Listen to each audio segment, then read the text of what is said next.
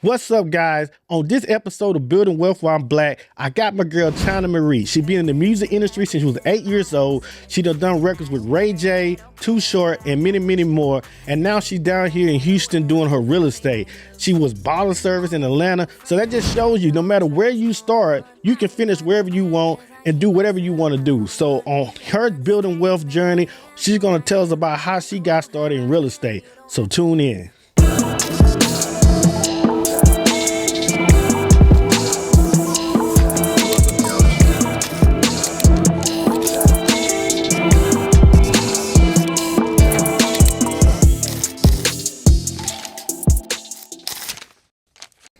What's up, everybody? This is your boy Raymond with another episode of Building Wealth While Black. Like I said, I want to be the information plug for you. So when I learn anything, I'm gonna take it back and share it with my community. So like I said, I got a special guest today, China Marie. She's a realtor here in Houston. I'm gonna let her introduce herself. Just give us a little game about what you're doing and how you learning it out here in this industry. Absolutely, yeah. My name's China Marie. I'm originally from Portland, Oregon, but I recently moved to Houston, Texas about 2 years ago. I'm also a homeowner as well, a transplant, proud. I love Houston. Right. I've done everything from the music industry since I was 8. I have a couple of records with Ray J, Too Short, Bankroll got it.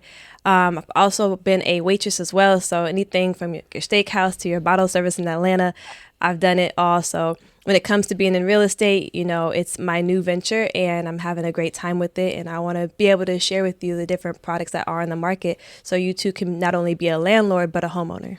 Yeah, that's excellent. That's excellent. So, like I said, man, so what brought you to Houston? I'm a H-Town native. I've been in Houston pretty much all my life. I'm a Texas boy. So, like, what brought you to Houston in the first place? What's crazy is I was approved for like 300,000 and I was like, I'm going to Miami. Oh my God. When I went on Zillow, there was nothing. It was like a shack. And then my friend that I was doing bottle service with, she was like, you should go and look at what you can get for Houston for 300,000. I was like, I would never move to Houston ever. She was like, well, just go look. So when I looked at it, I was like, oh my God, look at these beautiful brick homes. And like, they're so big. And I told my cousin, I was like, yo, we got to move to Houston. She was like, what? I'm like, look at this house. She's like, oh yeah, we going to Houston. That's what's up. Yeah, Houston, you don't get your money worth. You in definitely Houston. get your money worth. I know I went out to Miami, man. Just a night or two in Miami is a whole nother. It's a ranch style. That's from the 70s. Exactly. Yeah, nobody. But Texas, everything's bigger in Texas. So, so you said you came out here. How long ago? You said 2 years ago? 2 years ago, I bought my house through FaceTime. I had never been to What? Texas whatsoever. So the first time I stepped foot here, I thought it was dry heat, but no, I was like, it feels like Mexico up in here. Oh, yeah, Like, it's hot. I didn't know it was humid. So Yeah, it's super hot. It's a whole nother level of heat Yes. in Texas. Y'all better. I better recognize how hot it is out here. So, a lot of people are moving to Texas. So, Yes. how you feel now? You've been here for 2 years. Like, all these people moving to Texas. I Like, mean, I think it's great. I think that, the transition is really, really affordable. I love the job market out here. There's so many headquarters moving here. Same with That's like true. Apple, the AI facilities moving here in 2026. There's also like a really extensive hospital, $1.6 billion moving to the Northwest side. There's a lot of capital coming to Houston. So I'm proud to be owning in Houston, That's what's up. A lot of people, so how does that work? I'm gonna be nosy. So, like, how does it work that you move down here and you got approved for a home down here? Like, did you have like a job when you transitioned down? You already had like some job you had when you moved to Houston? Like, how No, that? I moved here with no job. I moved here with no man. job. I had about maybe 30,000 in my account. I had been saving up from my bottle service and from bartending in the nightclubs. Right. And then I would just funnel it into my LLC. And then that's how I was able to get approved on paper. Because a lot of people think, like when you're in the service industry, you work at a steakhouse or like Applebee's, whatever. It's cash at the end of the night most of the times. Right. So you can't really show that income, right? Unless you funnel it through an LLC.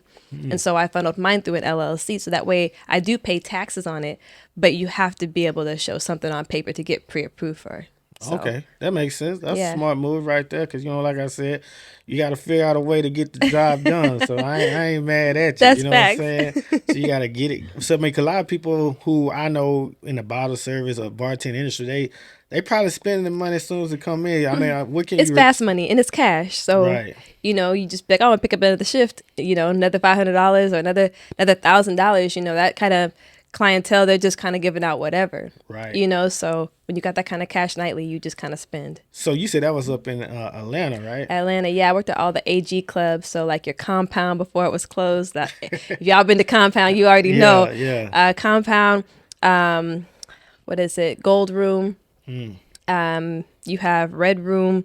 You have so many different clubs, like everything that AG had, the Dome. I mean, you name it. Right, right. Because you know what's Yeah. crazy that you brought that up because I actually saw somebody today. She was talking about someone just opened a social junkie. So everybody from Houston Okay. know back in my day, social junkie was a spot on Oh, Sunday. really? Like social junkie went before they redid it. Yeah. Back in the like I say early 2000s, that was where that was like the original Sunday fun day. Anybody from Houston know like social junkie was like the original Sunday fun day. That was the brunch spot. And I just saw today this lady was talking about making like $1,500 on Sunday from bottle service. Jesus Christ. I'm like, man, I said, hey, bottle service winning. But a lot of time what I hear is what you saying is that in that industry, as soon as the money come in, Yeah. they spending it. And Yeah. so yeah, they making all this money, but then at the end of the day, they ain't doing what you said you did. Like you stayed up so you can put down on the house, which I'm not saying everybody's not. I'm not mad but at I'm you. just saying, I hear a lot more people who in that bottle service or bartender industry, because it's all cash most of the time. They'll spend it as soon as it come in. They're not thinking in the Long term. long term. Like You so know? that's great that you you didn't spend all your money and you transitioned to like, let me get me my first home. So that was your first home, right? My first home, yeah. So it's just kind of like FHA is such a great program because, 3.5% down, it's like, where can you really get an asset for that little down? Right. And now they have $0 down programs. So it's like you can factor that down payment into your loan, and it's really not that much more. It's about like $50, $60 more a month, so that way you get to reserve your capital. The whole point is to not give as much capital as possible. That's true. So let's switch it up. I'm gonna get into how you actually got into real estate. So how long you been into real estate? Like what was it something that you saw one of your friends? Like how did you transition from doing? Because when you came down here, I don't know what you did. So maybe you can tell us what you did once you came down here because you said you didn't have no job. Yeah. So what you do into now that you're in real estate? Yes. So when I first came here, I didn't have a job. I just kind of, like I said, I had a couple dollars saved, right, which is going to hold me over for like a couple months. And then I got a job at Hillstone. Hillstone's like a steakhouse down in the River Oaks area. Okay. And I worked there, but it was just like too tiring. I was there like 5-6 days a week, and I was just like, man, I gotta get out of here. Not that I don't like Hillstone. It's a lot, Right. And so I've always loved real estate. And when I saw how much my realtor made on that commission check, I was like, shoot, let me go ahead and get my license too. So I went to Champion School. I did the 6-week program. It's like $1,000. It's definitely worth it. And in that 6-week program, you learn every single thing that you need to know pretty much about in paper in real estate. It teaches you nothing about what it's like actually in the motion everyday real estate. But I feel like if you got hustle and you are consistent, you can really do anything, and that's real estate or not, So within my first 6 months, I was able to get 2 sales. I sold 1 single family, new construction, and then 1 duplex, new construction. I've done a bunch of leases, and I think that's a great way to start because you kind of start getting comfortable with speaking with clients. Right, because you don't want to be overbearing, but you also don't want to be like not saying much. Right. So you kind of get a feel for it. But because I come from waitressing, I'm very comfortable around people. That's good. And all ethnicities, So some people are kind of like, oh man, I get nervous around this, or I'm not used to that, or Right. they get nervous about it. And it's just like when you have confidence and you just know what you're talking about, make sure you know the property that you're showing, make sure you know the school districts, tax, everything about it, because people want someone that's knowledgeable. You got to realize they're just as nervous as you are. Exactly. Like this is their big purchase, so they're looking to you for answers, All the answers. And yeah, so 6 months in, it's like I hit the ground running, and it's just something I'm really passionate about. So while I was serving, I was in real estate school. That's what's up. That's up. Yeah. So I like to share. Like I said, I want to be the information plug. So Yeah. you made it this far. Make sure you like, follow, subscribe. But back to the point. So leasing, because I like. So kind of break down. How does it work for a realtor to get paid on leasing? I know I believe I know, but I want my viewers to know because some people who like you who might be trying to get into real Right. estate don't know how do you get paid From if you leases. for leases. So maybe you can give a little bit of background on that. Yeah, so standard from leases. So let's say it's $2,000 for a lease, right? You get paid half of whatever the rent is or the lease amount is. So if it's 2,000, you get paid 1,000. It's always half. Sometimes it's 35%, but those Right. tend to stay on the market a little bit longer, I right? gotta pay to play, huh? Yeah, you got to pay to play, right? But yeah, it's usually standard is half. And when it Okay. comes to a sale, it's most likely going to be 3%.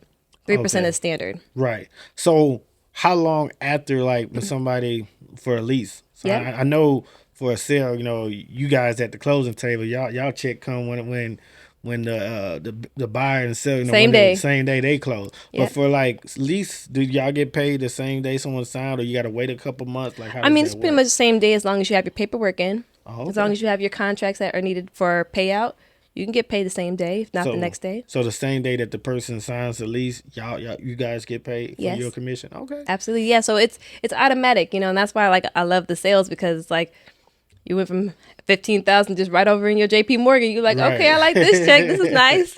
Right, just come right there, right there. You You got to know? do nothing. Yeah, that's what's up. That's what's Yeah. up. So, what else about it?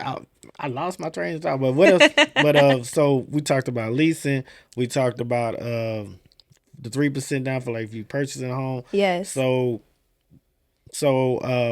now I see you doing a lot of. I see you been marketing a lot on duplexes. So Yes. what's your thought on duplexes? I love duplexes. I wish I would have known about the duplex play before I moved and bought a house because I would have gotten a duplex myself. Right. Being that I come from like the Airbnb and short-term and mid-term rental world, I could have just did it door by door. If a duplex has 3 bedroom, 2 bath on each side, I would have rented out each room. So now I got 6 doors, and then being that medical center in Sunnyside is so close to the college and just the hospitals and NRG Stadium, you can charge $1,000 per room. So instead of, 2,000 on each side, now you're making 3,000 on each side, and your mortgage is what, like at best 28 on the low end. So now you're profiting, Right. So it's like there's a lot of cash flow that can be made if you know how to do it right. But yeah, I wish I would have did the duplex play for sure. Yeah, the duplexes are popping. Like I said, I gotta give a shout out to my boy Donovan. He the one who actually first really introduced me to duplexes, and so I ain't I ain't gonna lie, like I gotta give a shout out to him. But Yeah. so I see you doing a lot of marketing. So how you feel like in 2025? How important is marketing for Real estate. Yeah, real estate and a realtor. I think it's extremely important. People are buying based off of Instagram when they're scrolling and things like that. People aren't really going the traditional way. Obviously, a word of mouth is great, but when people are scrolling and they see a realtor, hey, you can buy this for $0 down. Hey, you can buy this with a credit card, or you can do this and this. It's like they're going to go directly and just DM that person because it's convenient. Right. And the easier and more accessible you make yourself, the more clients you're going to attract, right? Nobody wants to fill out a whole form. Nobody wants to go through too much. Some people just want to hit a couple buttons and then you get back to them, Right. with the answer. So as long as you're efficient, your marketing is it takes less than 60 seconds to fill out. That's the kind of marketing you want.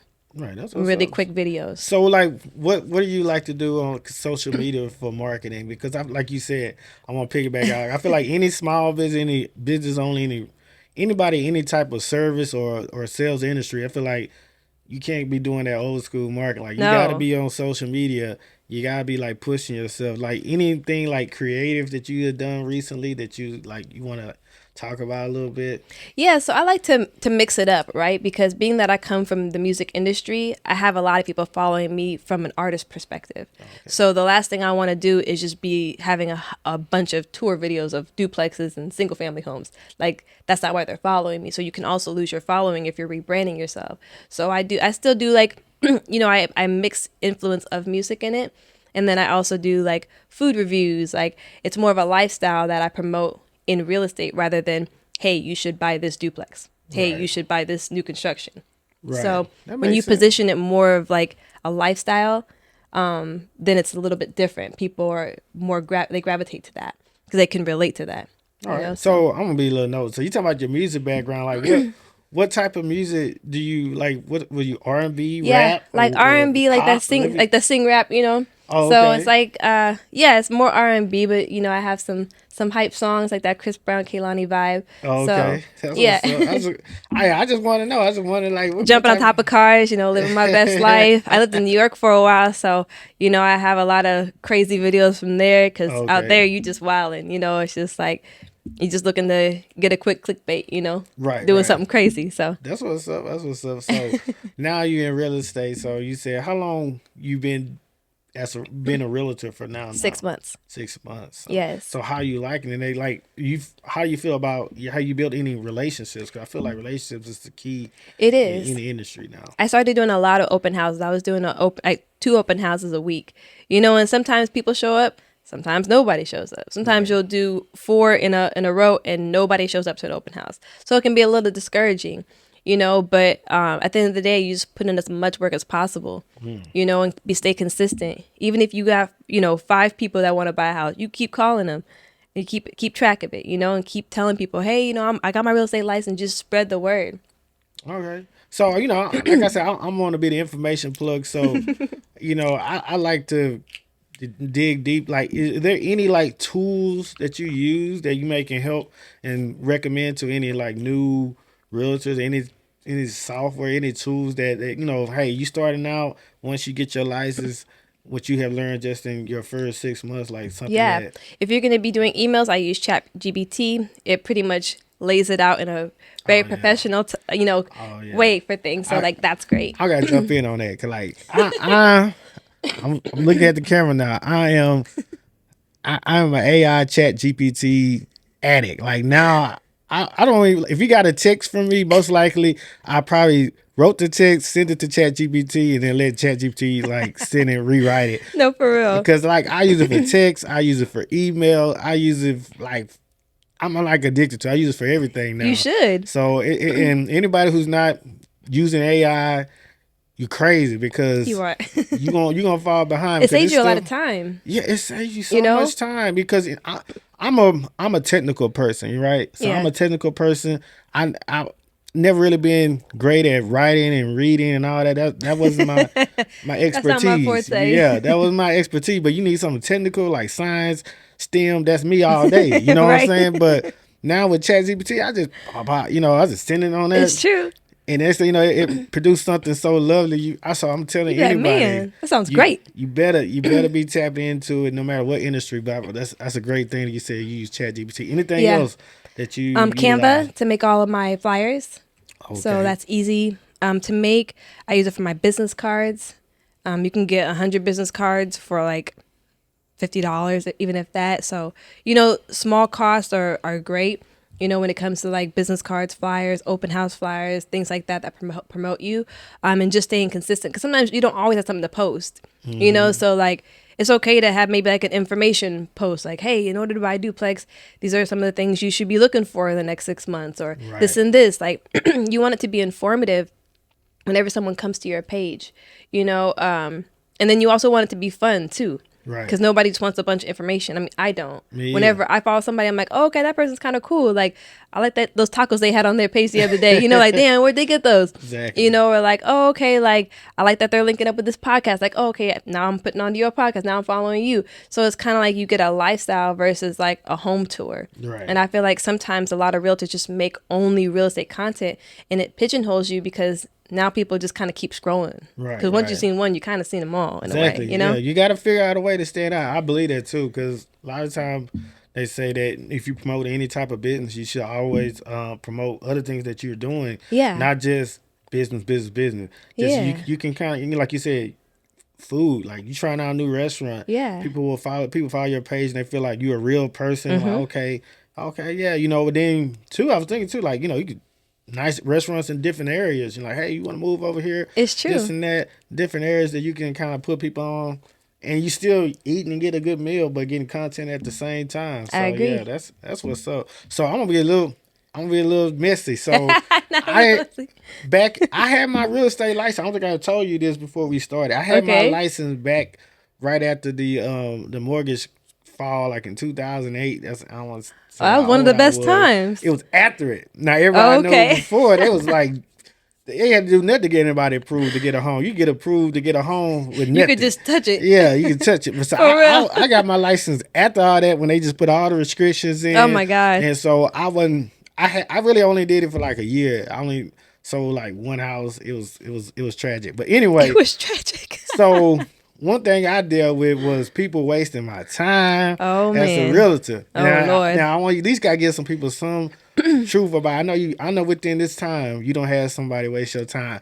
I'm gonna give y'all one example. I had a funny story. So I had a client, man, that was from out of town. Yeah. And if you know about Houston already, the Woodlands was like a high end area, Yes. So I'm like, okay, this is my first. I'm about to make some bread. Right. These people came in, flew in. I'm driving around the Woodlands. We looking at houses, and this is back in like 2009, 2010. Right. Stuff. It's not as high as it was, but this was like a $500,000 home. So I'm like, yeah, I'm Oh about to hit a my. lick. I'm about to hit a lick. You know what I'm saying? About to hit a lick. These people even bumped into my car. I'm like, don't worry about it. Oh It's like God. I didn't have no new joint, so I ain't gonna lie. I didn't have nothing new and fancy, That's but okay. I was like, okay, I ain't gonna sweat it Right. because I'm finna get this money. This check. These people waste my time, and they end up like, oh, we ain't gonna get a house. We ain't, this our like we don't looked at 3 or 4 homes over different weekends. Then they're like, oh, we're not gonna move to Houston now. So we moving somewhere Whew. else. So give me a story since you've been a realtor, like how somebody probably have wasted your Oh time. my gosh. Okay, so yes, I've had quite a few.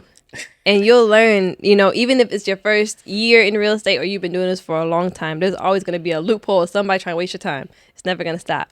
But I had a client, and she had $1 million pre-approval. So I was like, okay, this is great, right?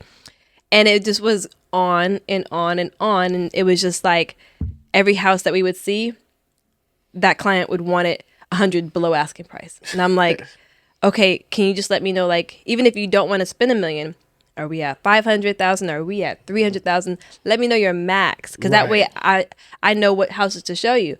Just show me anything. I show her a whole bunch. Okay, let's do this one. Okay, where do you want to start the offer? 90 below. I'm like, oh my God. And so they tell me, they're like, yeah, well, we were taking a car salesman approach. And I'm like, yes, but this isn't a car. You can't Right. take the car salesman approach to someone's home, Right. and like this is an appreciating asset where a car is a depreciating Right. asset, so like it's apples to oranges here. What are we talking about? So had been working with her for months, and it was just like to the point where it was just like no communication after this point. Man. Like after that last offer, I was just like, I can't be going out like this, because now the agent's looking at me like I don't know what I'm doing, So Right. sometimes, not every client is for you, and you have to know when you're looking crazy out here and when to just be like, okay, the money will come. Maybe this isn't my opportunity. Maybe it's for someone else. Right.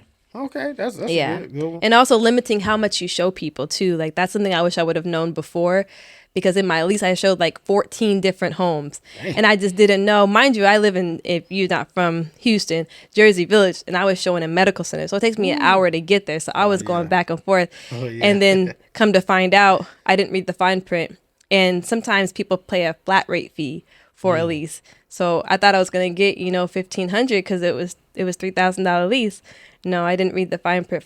The one that they chose was a flat rate fee of $300. Man. And I was like, yo, that's my gas money. That's the gas money you So spent driving that was my around first Houston. lease. But, you live and you learn. And it's those mistakes that you have to learn that no one can tell you, so that you know better next time. Right. That's true. So you got to take a couple L's, right? Right. Yeah, I always gotta take a couple. It wouldn't be L's. a hustle if you don't have no L's. You're not doing nothing then. Exactly. You're not trying if you haven't took an L, then you mean you're not trying at it. So yeah, so that's awesome. But it's not awesome. It is funny. awesome because, like, it's only if you don't learn from those mistakes, right? Then Right. it's not awesome. But if you learn from the mistake and then you implement it, then it's a learning lesson, right? Right. So, and I'm a little bit on the real estate game. Now, what y'all think I'm just totally out. So, didn't they make some rules changes For what? in the rule in real estate when it comes to commission, right? Yes. So maybe you can explain a little bit that about what they changed when it comes to the commission. Was it for the seller or the buyer?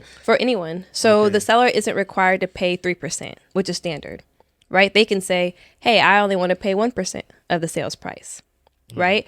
But that house might not sell, right? Right. Because there's no incentive. That's like someone saying, oh, you could work this job, but we're actually going to cut your pay in 1/3. You probably are not going to show up on Friday and Saturday. You might Right. go to the beach, because you're going to get paid way less. So why would you expect the same level of service for 1/3 of the pay? And so when that's explained correctly to a buyer and that's explained correctly to a seller, seller's like, okay, well, if no one's going to buy this house because I'm bringing their pay down, then it probably will just sit on the market forever, which is going to end up costing them in the long run. Okay. So you might as well as just pay the person what they deserve, which is a 3%, and sell your house. Right. Right? So let me get that right. So what changed was that they don't have to. have to pay the buyer's representative. Yes, 3%? they don't have to. And they can essentially say, hey, I'm giving 4% as a whole, meaning the listing agent gets 2% and you get 2%.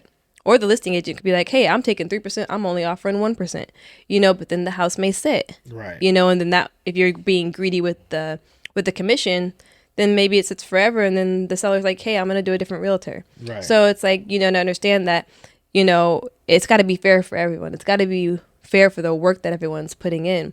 And everyone knows as a buyer agent, it's very challenging because buyers will, it's a lot of education behind it that you have to, Right. give them, and a lot of hand holding with the process, and you're also going out to maximum showings, like you're Right, constantly exactly. running around. So I'm pretty sure, I know from my experience, being Yeah. a buyer agent is a lot more difficult than being on the is. seller side. So that's why seller agents are like, or listing agents are like, Yeah, hey, listing like, let's split this because I already know the work you're putting in right now.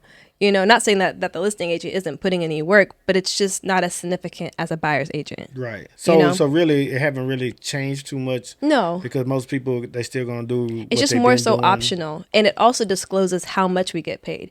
Where before, no one really knew.